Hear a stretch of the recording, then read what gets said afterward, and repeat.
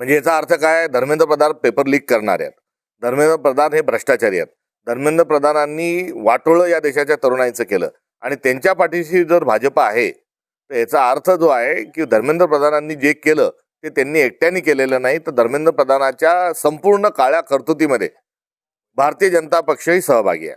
तरुणांनी राजकारणामध्ये व्यवस्थेमध्ये येणं हे कधी स्वागतार्ह असतं. या संदर्भातला सातत्याने प्रयत्न हा देशातल्या विविध टप्प्यांवर विविध आंदोलनाच्या निमित्तानं विविध या देशाच्या नेतृत्वाने हा सातत्याने प्रयत्न केला आहे आणि आताही या देशाची सूत्र जी आहे ती तरुणाईने हातात घ्यावी, जुन्या नव्याचा संगम घालत असताना पुढे जावं ही या देशाची आजची आवश्यकता आहे. सध्याचे गुन्हे दाखल झालेच पाहिजे, त्यांना सेवेतून बडतर्फ केलंच पाहिजे, मात्र त्यांना साधं निलंबितही केल्या जात नाही, त्यांचं पोलीस स्टेशनही बदलून घेतलं जात नाही. याचा अर्थ काय?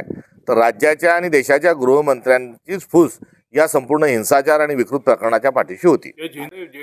युवकांचा कल आहे का? देशाचं काय होणार आहे, आज तरुणाई किती संकटात आहे, आपल्या संविधानाचं काय होणार आहे, हा मोठा कळीचा प्रश्न आहे.